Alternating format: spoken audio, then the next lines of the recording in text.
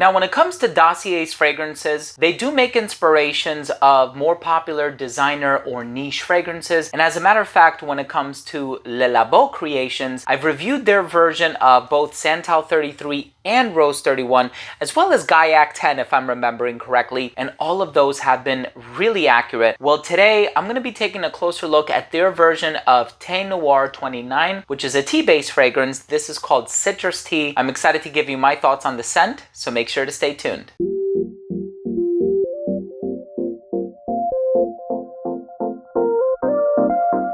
Now, before I begin my review of Citrus Tea by Dossier and I tell you all about this fragrance, the notes, the longevity, the inspiration, the accuracy of the fragrance, all that good stuff, I do want to start things off by mentioning that if you are a fan of fragrance-related content, please do consider supporting the channel by subscribing to it. Also, make sure to hit that bell icon so you can be notified whenever I do upload future videos to the channel. And of course, give this video a thumbs up if you learned something today or if you take something of value from today's episode. Now, of course, when it comes to the brand Le Labo, I'm a huge fan of most of their fragrances. As a matter of fact, I have well over a dozen of their fragrances, including the Elan composition, the Lily composition, which is Lys. I have Patchouli 24, Oud 21. I mean, the list goes on and on. And here we have their black tea based fragrance, and this is called Thé Noir 29. Dossier's version is called Citrus Tea, and each one of these boxes conveniently has this card in it, which actually lists all of the notes, the concentration. This is actually concentrated at 25%, which is kind of high, right? That's an eau de parfum category, and it contains bergamot, fig, black tea in the top, bay leaf, tobacco, jasmine, and vetiver in the heart. In the base, you have cedarwood, musk, hay, peach, and incense. And of course, some of those ingredients really do pop out, and I get some more strongly than I do others,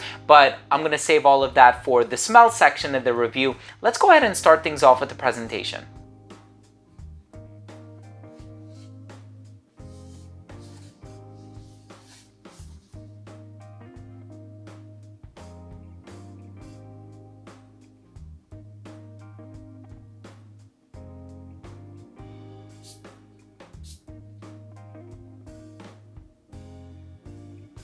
So right in the opening of this fragrance, you have this very calming demeanor, this very tranquil personality that comes through with this fragrance. And of course, the same can be said about the original after which this is inspired. So Thé Noir 29 is an awesome fragrance, and at times I was getting a bit of a balance between the tea and the tobacco. And I remember trying Thé Noir 29 a few years ago when it first came out, and I really enjoyed it, although I never really came around to buying a bottle of it. And in hindsight, I probably should have, because I could see myself wearing it a lot. I'm a huge fan of tea-based fragrances. I know the brand Floraiku actually makes a lot of really great tea-based fragrances. In the case of this fragrance, however, you not only get the tea, but you also have the fig and the peach. And what that does is it adds a bit of a fruity aroma, and it also has like this lactonic quality, which means milky. And that comes along with the fig. Now, fig is actually a fantasy note. It's an accord that is brought together through the use of a lot of other ingredients, and I'm a huge fan of fig. When I used to live in Greece, I had a fig tree in my backyard. I'm sure you've heard me say that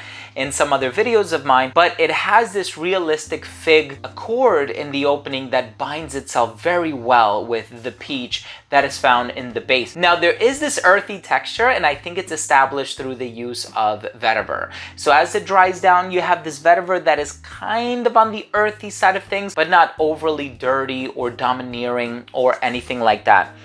Now, in terms of the overall smell, I gotta say, this comes very close to Le Labo's Thé Noir 29. As a matter of fact, as soon as I smelled this, it activated the same memory. So it is nostalgic, but not overly poignant or sentimental or anything like that, because I never owned the original, but I've smelled it enough to know what it smells like, and I'm always smelling Le Labo fragrances. I visited the boutique on Elizabeth Street many a time in Soho, and then just yesterday I was at Saks Fifth Avenue, and I was at the little Le Labo installment on the second floor in Manhattan, 611 Fifth Avenue. So this is a really close copy of Thé Noir 29. And with their price tag I mean, it doesn't even compare to Le Labo. Le Labo fragrances are on the expensive side of things, and I would know because I bought over a dozen of them, either for myself or my wife who really loves Santal 33. And I even purchased a few for my mother, Ilang 49 being one of them. But this does come very, very close to Thé Noir 29. So, and for a fragrance that is as strongly concentrated as this is, 25%, I think that that's very important for consumers so that they know they're buying a fragrance that comes close to the original, lasts a long time, but it's also affordable enough that they can see themselves comfortably purchasing this over the original, knowing that they're not going to break the bank. Let's go ahead and finish things off with my overall assessment. Now, first up, in terms of the uniqueness and the overall smell, totally not a unique fragrance at all. This is a clone and a direct inspiration of Thé Noir 29 by Le Labo. However, despite that, the overall smell, very calming, very grounding, very zen. And these are adjectives that I usually assign to tea-based fragrances, and I really feel as though this is a great expression of the note of tea, and it's a complex fragrance at that. I read the note breakdown before, so you do get the tobacco in here. I actually get that quite loudly in the opening alongside the tea. You do get a little bit of that fig in the opening. You get the woodsy nuances in the base. So it's a very complex fragrance and a very agreeable aroma, one that people around you will enjoy. No rough edges on this one. Longevity on this one is about 9 hours, which is really good given the concentration, but also given the fact that this is a tea-based fragrance, but it does spotlight a lot of those base notes that create that resolute quality of the blend. Projection was great for the first 45 minutes of application, and it didn't start to sit at an elbow's length until about hour 4 or 5. Right around hours 8 and 9, it totally disappeared. Versatility on this one is great.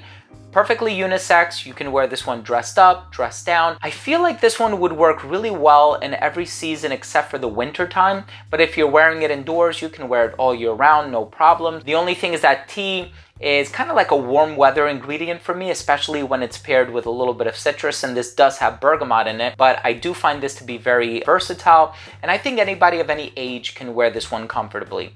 Lastly, in terms of the presentation, very minimalist, but of course that contributes to the cost being so low. My final verdict is, if you're looking for a solid clone of Thé Noir 29 by Le Labo, I think you'll find it with this Dossier fragrance, and I hope you have the opportunity to check it out. And I would also like to encourage all of my subscribers and viewers of this video, if you have experience with the Dossier brand, leave a comment down below. I always love interacting with my subscribers. Thank you so much for joining me today. I really hope you enjoyed this review. If you did, please do consider supporting the channel by subscribing to it. Hit that bell icon so you can be notified whenever I do upload future videos to the channel. And of course, give this video a thumbs up if you learned something today or if you took something of value from today's episode. Thanks again for watching. Love you guys. See you tomorrow. Bye.